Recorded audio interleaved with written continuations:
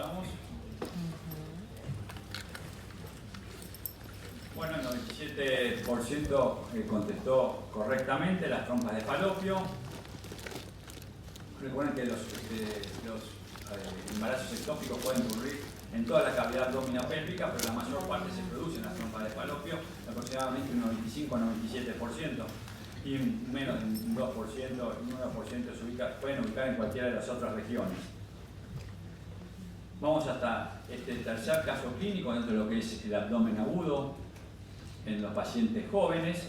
Una mujer de 32 años que consulta por dolor abdominal de 24 horas de evolución, que no se dio con analgésicos. Dentro de los antecedentes personales no había alergias medicamentosas, ningún otro antecedente médico ni quirúrgico de interés. En su enfermedad, la paciente refiere un dolor abdominal de 24 horas de evolución, localizado fundamentalmente en el abdomen superior y medio. Antecedentes de episodios recurrentes de dolor abdominal de tipo cólico que no respetan el descanso nocturno ni muestran clara relación con la ingesta. Refiere pérdida de 6 kilos en el último mes, alterna periodos de diarrea y constipación. La fecha de última menstruación fue hace 20 días y es nulípara. Dentro del laboratorio, lo único, una discreta anemia, glóbulos blancos normales, glucemia normal, amilasa normal, bilirrubina en valores normales, transaminasas normales, una proteína C negativa, anticuerpos ASCA negativos, sedimento normal, mujer joven, test de embarazo negativo, electrocardiograma se hace de todas maneras, porque las dudas descartar siempre patología isquémica, normal, radiografía de tórax sin alteraciones. La radiografía simple de abdomen, siguiendo nuestro protocolo diagnóstico. Vemos la presencia de niveles hidroaéreos.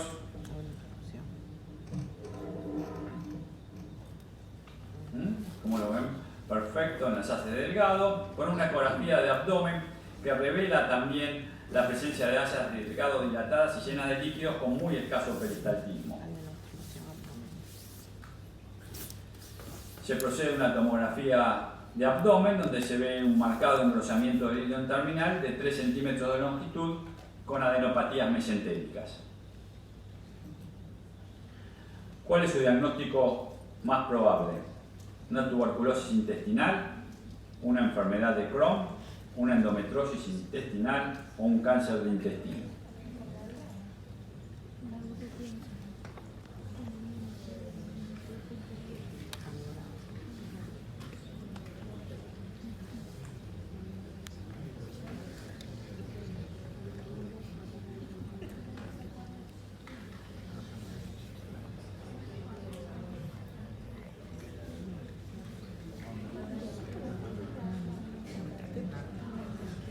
Bueno, acá sí fue mucho más peleado. Indudablemente el cuadro es más complejo. Pero bueno, veamos los que dijeron una endometriosis intestinal fueron los más acertados. Vamos a ir viendo cada uno de los diagnósticos diferenciales. Una tuberculosis intestinal.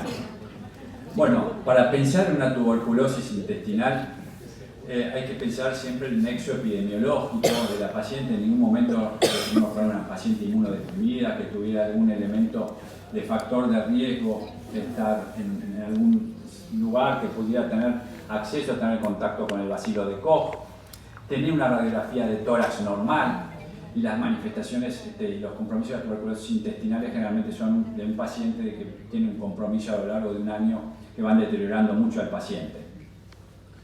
El otro elemento a tener en cuenta es la enfermedad de Crohn, que como ustedes saben es una enfermedad inflamatoria intestinal que puede comprometerse desde la boca hasta el ano y que generalmente tiene una respuesta a una alteración de tipo autoinmunitaria.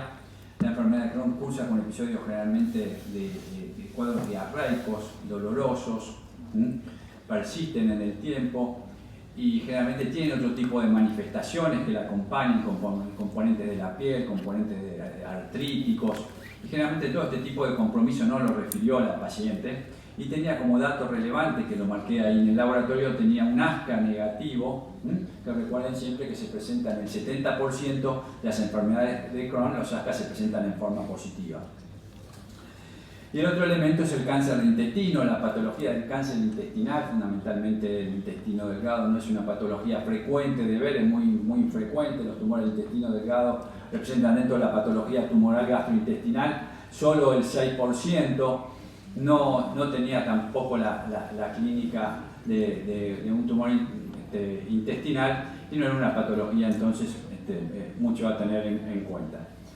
Y efectivamente, entonces, una endometriosis intestinal, porque recuerden siempre que es el cuadro, a pensar en los cuadros en individuos del sexo femenino, en edad fértil, que hacen cuadros suboclusivos a repetición, generalmente son nulíparas, ocurren el 5 al 15% de las mujeres. El más comúnmente de localización es el colon sigmoideo, rectos y líneo terminal, el dolor pelviano, la infertilidad. Recuerden siempre que es una causa de la infertilidad, la dispareunia son los síntomas característicos de esta enfermedad. Y que generalmente estos tipos de dolores, si tiene la suerte de quedar embarazada, desaparecen, y también lo mismo cuando llega la menopausia. Entonces, para hacer unas consideraciones finales sobre lo que es el abdomen agudo en el adulto joven, podemos decir que la historia clínica y el examen físico son de vital importancia en estos pacientes. La presencia siempre de defensa abdominal es un signo de alarma para todos nosotros y debemos rápidamente entonces definir una conducta a seguir. Los diagnósticos más frecuentes, dijimos, son los cuadros apendiculares, los dolores abdominales inespecíficos, la patología biliopancreática y la patología ginecológica en la mujer en edad fértil. El diagnóstico clínico muchas veces nos sirve para poder hacer el diagnóstico, y en otros casos nos debemos valer de los métodos complementarios, donde los diagnósticos a través de las imágenes hoy son una gran ayuda para todos nosotros. Y siempre recuerden que la tasa de mortalidad va a ser mucho menor cuanto nosotros más precoz hagamos el diagnóstico. Vamos entonces a pasar ahora a nuestro segundo escenario clínico, que es el abdomen agudo en el paciente geronte. Estos tipos de abdómenes agudos en estos pacientes son mucho más dificultosos para nosotros, y es lo que vamos a ver a través de algunas preguntas o interrogantes que voy a tratar de demostrarles. Vamos entonces con nuestro primer caso en estos tipos de pacientes, un paciente de 80 años, masculino, con antecedentes de hipertensión, dislipemia, cáncer de próstata, en tratamiento hormonal, que se presenta con un cuadro de dolor abdominal generalizado, intenso, de 12 horas de evolución, refiriendo el paciente episodios previos de dolores postprandiales, pero de menor intensidad y duración. Al examen se presenta con un abdomen blando, con dolor a la palpación profunda en forma generalizada y presencia de ruidos hidroaéreos disminuidos. ¿Cuál es su sospecha diagnóstica? Una isquemia mesentérica, una ruptura de aneurisma de aorta abdominal, una úlcera gástrica perforada o una diverticulitis aguda.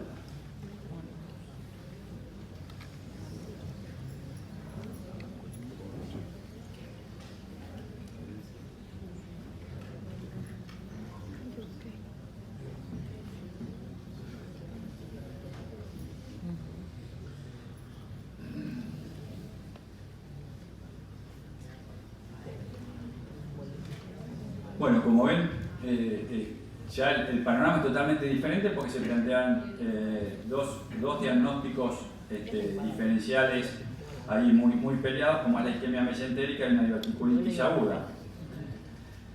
Pero en este caso es una isquemia mesentérica. Y recuerden, esto es importante, por eso que prestemos muchas veces cuando interrogamos nosotros a nuestros pacientes. El dolor abdominal que refería el paciente era un dolor abdominal generalizado. El cuadro de la diverticulitis, el divertículo cuando se inflama, es bien localizado, es una región localizada. Recuerden siempre que va a ser más frecuente del lado izquierdo. Generalmente va como síntoma acompañante en la diverticulitis la fiebre, elemento que no tenía. Entonces es un elemento que hoy no lo tendríamos en cuenta para este paciente. La úlcera gástrica perforada, que puso un 20%, recuerden siempre cuando hay una perforación de una víscera hueca hay dos elementos característicos. El primero es que es un cuadro severísimo, generalmente hace una reacción importante el abdomen se pone en tabla y la presencia de aire que sale cuando se perfora cualquier víscera hueca, pasa aire a la cavidad abdominal, entonces los signos del neumo peritoneo generalmente están presentes.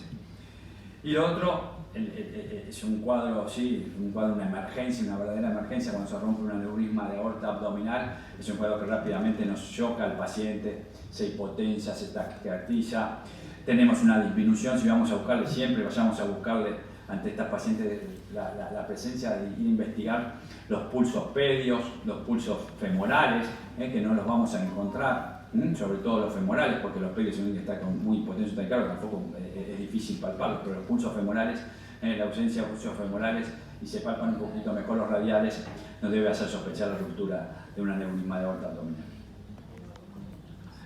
La isquemia mesentérica, entonces es una de las patologías, decimos siempre que la patología vascular isquémica es frecuente en este tipo de pacientes de esta edad, generalmente tiene una elevada morbimortalidad, solo un 30% se presenta con la guía clásica de dolor periumbilical, vómitos o diarrea y antecedentes previos de embolismos, y que estos síndromes vasculares obstructivos generalmente tienen como probable patología obstructiva la patología arterial en un 70%, en un 10% la venosa y en un 20% cuando son de no oclusivos, generalmente por un bajo gasto cardíaco, una hipovolemia o una hipotensión sostenida.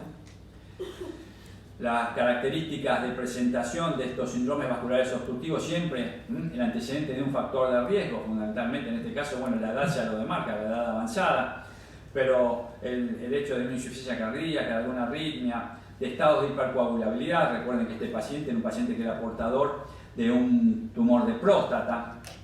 Generalmente los dolores abdominales son severos y difusos y desproporcionados cuando uno los va a revisar, porque el paciente se explica por ahí un dolor tan intenso, lo va a revisar, se empieza a encontrar algo y realmente en la palpación no se encuentra con el acompañante, con la condescendencia con ese dolor. Y siempre son mayor la intensidad en las trombosis arteriales que en las venosas.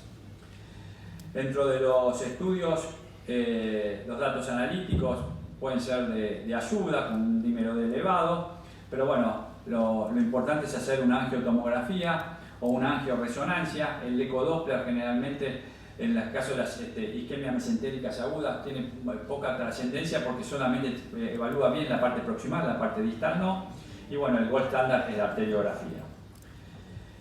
Entonces, ¿qué ocurre en los abdómenes agudos en los pacientes mayores? Es un escenario más complejo. ¿Y por qué es un escenario más complejo? Porque generalmente, muchas veces en estos tipos, las presentaciones son atípicas de los cuadros.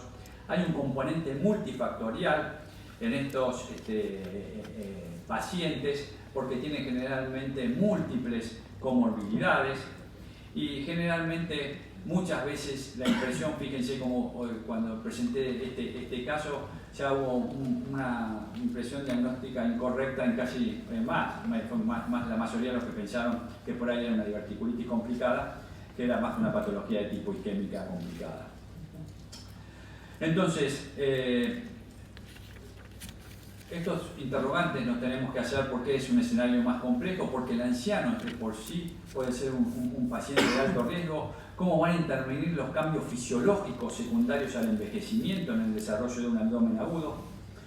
Recordar siempre el concepto de adulto frágil y cuáles van a ser entonces las causas más frecuentes de abdomen agudo en este tipo de pacientes y cuáles son las dificultades para el reconocimiento y abordaje del mismo. ¿Por qué el anciano es un paciente de alto riesgo? Y uno de los elementos que hacen al descendente al envejecimiento es el deterioro biológico progresivo. Y esto va en algunos elementos a tener en cuenta, como hay una mayor depresión del sistema inmune, hay una disfunción del sistema neurohormonal, hay un mayor desarrollo de aterosclerosis. Generalmente se acompaña el envejecimiento de una menor respuesta, una reducción de la tolerancia al estrés fisiológico. Todo lo que tiene que ver con el estilo de vida y los trastornos alimentarios. Y lo que dijimos, el desarrollo de comorbilidades. Estas comorbilidades, como puede ser el desarrollo de una enfermedad renal crónica que tenga el paciente acompañante, los pacientes diabéticos, los pacientes con cirrosis, los pacientes portadores de neoplasias. Es decir, todo este tipo de acompañantes que puede tener el paciente adulto mayor pueden ser relevantes a la hora del desarrollo de un abdomen agudo. ¿Cómo intervienen entonces los cambios fisiológicos en el desarrollo de un abdomen agudo? Y fundamentalmente van a tener que ver estos cambios fisiológicos en lo que hace la reducción del volumen plasmático, a la reducción de la ingesta calórica que tienen estos pacientes, a los cambios en la reserva fisiológica, a la menor movilidad del deterioro neurológico. Su sistema inmune va a tener una menor capacidad de respuesta frente a infecciones, por eso a veces es frecuente que en los abdómenes agudos, en los pacientes ancianos, no tengamos la presencia de fiebre, elemento que en los jóvenes realmente es un elemento que nos acompaña frecuentemente. La respuesta, lo que decíamos, a los pirógenos es menor y puede no generar que el paciente tenga fiebre. A nivel renal, el acompañante muchas veces de un deterioro de su filtración glomerular, los trastornos que tienen que ver en su vaciamiento digestivo, la vida de algunos fármacos que se prolongan y eso genera toda una alteración a la hora del desarrollo de un cuadro abdominal, la anorexia fisiológica que tienen y las alteraciones muchas veces en lo que tiene que ver con su deterioro cognitivo hace que sea muy dificultoso evaluar a veces este tipo de pacientes. El concepto de adulto frágil es un elemento que tiene que ver mucho con la mortalidad, porque recuerden que tienen una mayor mortalidad los pacientes que son adultos frágiles. Esto hace que tengan un 30, dentro de estos 30% que son frágiles, un desarrollo de mortalidad mucho mayor. ¿Y por cuándo vamos a decir que son adultos frágiles? Cuando tienen por lo menos de estas 3 o más de estas características, que son la inactividad, la debilidad muscular generalizada, la baja de peso, la fatiga crónica y la disminución de la velocidad de la marcha. Bueno, ¿cuáles son las causas más frecuentes? Y fundamentalmente tenemos 4 tipos: la patología biliar, la obstrucción intestinal, la patología de las hernias o eventraciones, la diverticulitis, los tumores y la úlcera gástrica y las afecciones vasculares.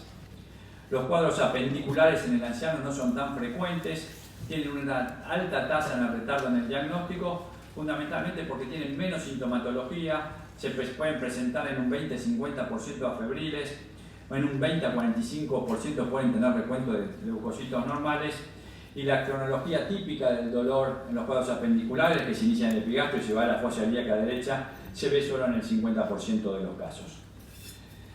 La otra patología que dijimos que con frecuencia vemos en el anciano son las hernias y eventraciones.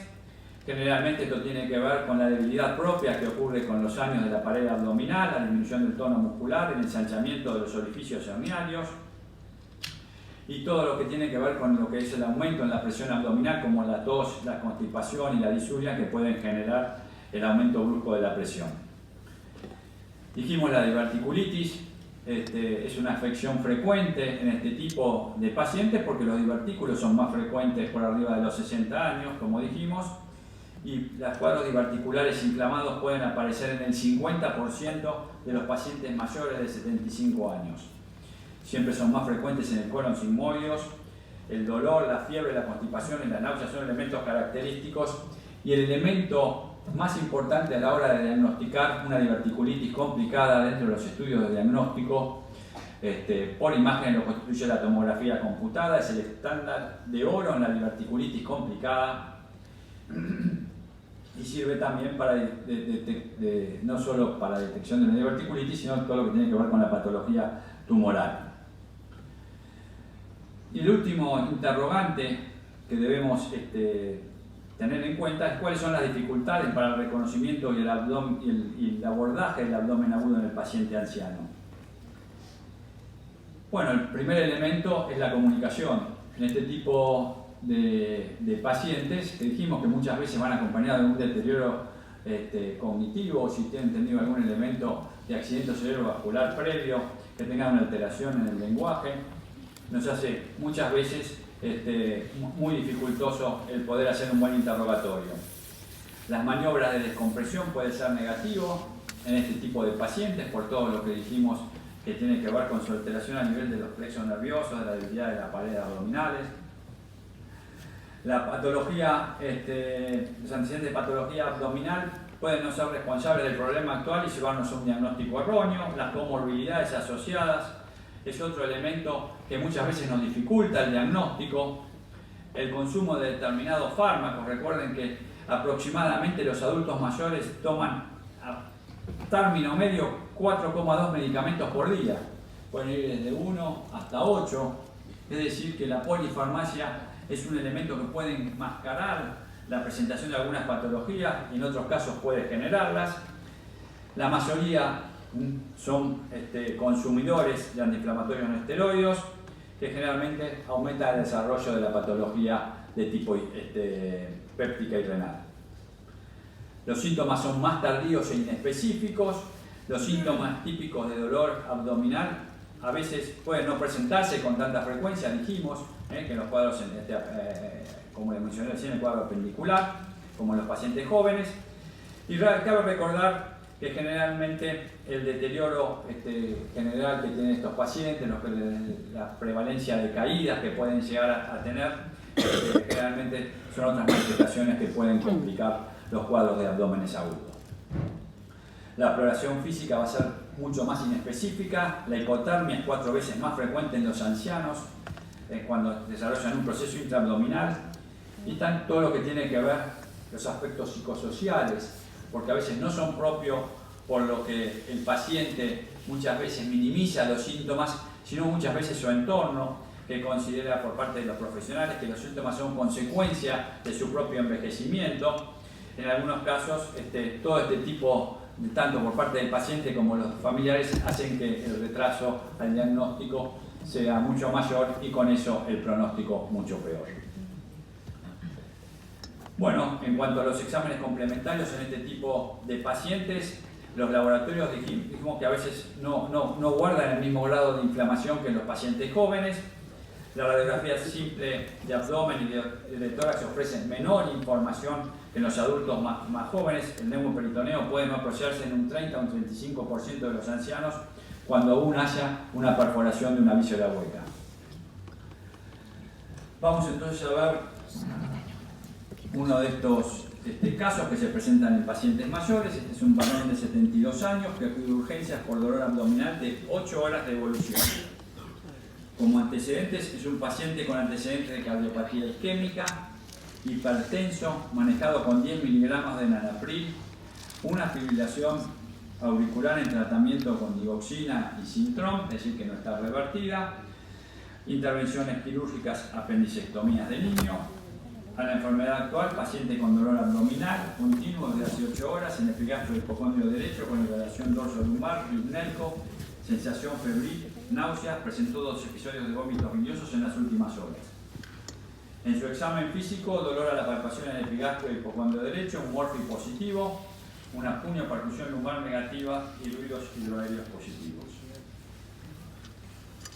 El laboratorio de datos positivos, un aumento de los glóbulos blancos con una neutrofilia, un aumento de la bilirrubina total de 2,1 miligramos por decilitro a predominio directo, transaminasas normales, fosfatasa alcalina normal, sedimento urinario normal, la fibrilación auricular con frecuencia de 100, radiografía del tórax sin infiltrados ni imágenes de neumoperitoneo, radiografía de abdomen SP y la ecografía presenta barro biliar con vesícula distendida y pared engrosada. ¿Cuál es el diagnóstico de sospecha de sus pacientes? Un síndrome coledociano, una colecistitis aguda, una colecitopancreatitis o todas son correctas.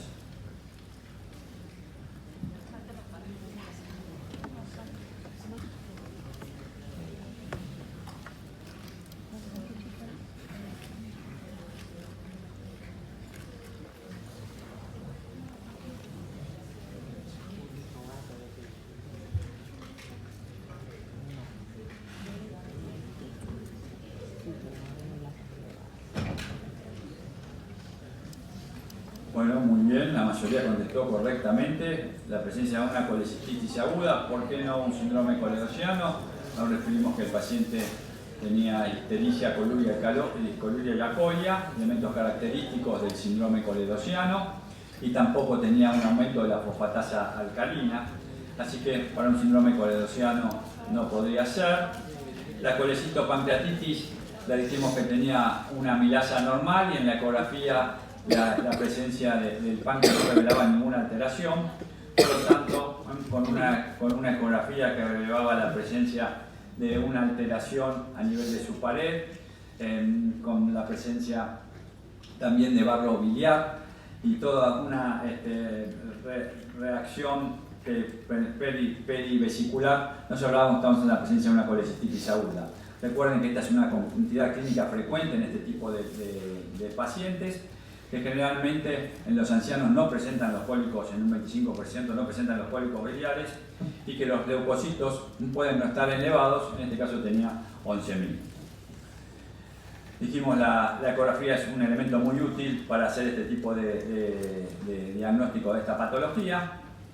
Y vamos entonces a otro caso, que es un paciente de 70 años, femenino, con antecedentes de diabetes, apendicectomía, anemia, 2 cesáreas y un anexo histerectomía, que se presenta con dolor abdominal de tipo cólico de 24 horas de evolución, acompañado de vómitos porráceos.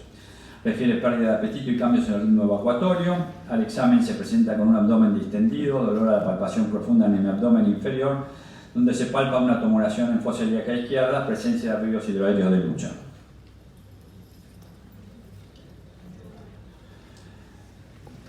Bueno, acá lo pasaron al revés, lo pasaron por el diagnóstico.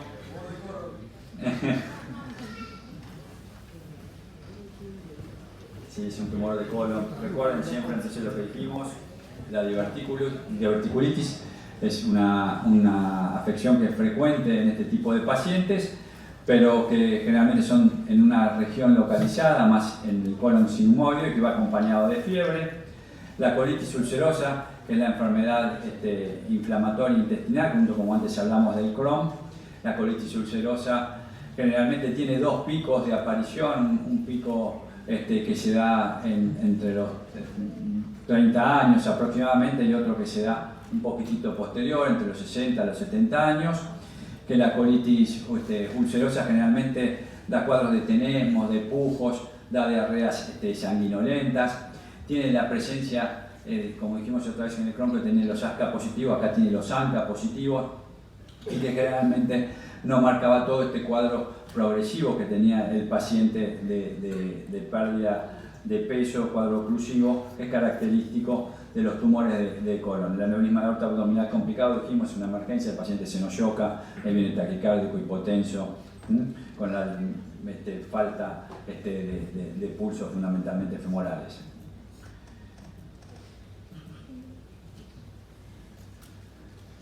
Bueno,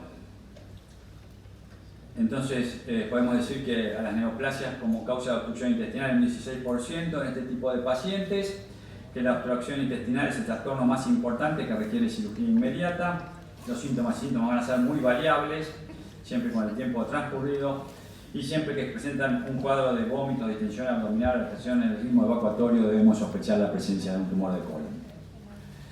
Los cuadros abdominales oclusivos pueden responderse a patologías tanto intraluminales como extraluminales, y la característica de los ruidos hidroaéreos de lucha con un hilio mecánico nos debe hacer siempre sospechar el cuadro de un fenómeno oclusivo obstructivo.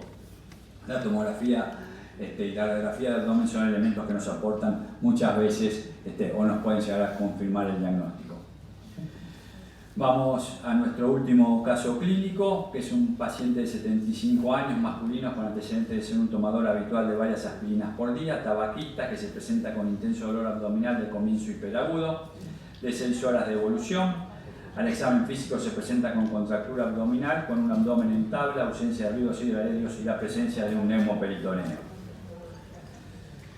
Bueno, ¿cuál es su sospecha diagnóstica? Gastritis, pancreatitis, úlcera gástrica perforada y apendicitis. Si recuerdan lo que yo les expliqué hace un rato, rápidamente deben tener entonces el diagnóstico de sospecha correcto.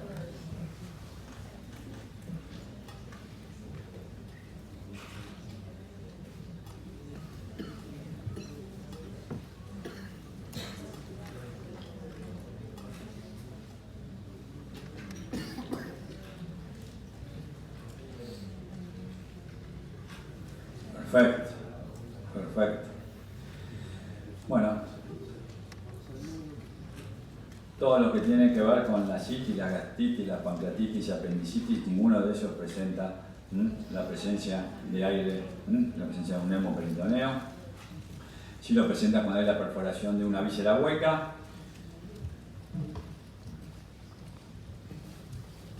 Las características de presentación entonces son dolor abdominal de comienzo hiperagudo y grave, la contractura abdominal generalmente presenta un abdomen en tabla, la ausencia de ruidos hidroaéreos, la presencia del hemoperitoneo como se ve acá en lo que es el signo de Popper radiológico, y si nosotros lo percutiéramos acá al paciente lo que tenemos es el signo de Schobert a nivel de la semiología abdominal.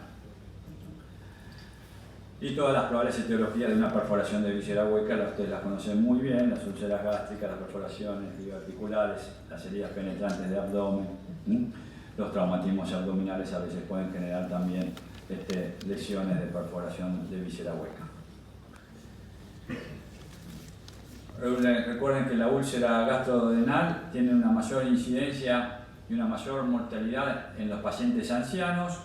¿Por qué? Generalmente porque tiene un mayor consumo de antiinflamatorios no esteroides, mayor consumo de aspirina, los mecanismos de defensa están alterados, un tercio de estos tipos de pacientes internados no presentan dolor y generalmente los patrones típicos de irradiación no los guardan, por lo tanto esto a veces genera que terminen con complicaciones mucho mayores y eso tenga un pronóstico más ominoso. Para finalizar, algunas consideraciones entonces en el abdomen agudo en el adulto mayor. La población que sobrepasa los 65 años hoy está aumentando. Generalmente esto va a traer una mayor cantidad de consultas a nuestros consultorios. La mortalidad es mayor en este grupo de pacientes. Tanto la mortalidad como la probabilidad de error diagnóstico se incrementan de modo exponencial a partir de los 50 años. El paciente anciano es un paciente frágil. Recuerden siempre, el 30% son frágiles y los procesos de envejecimiento reducen la capacidad de respuesta de los sistemas y órganos vitales.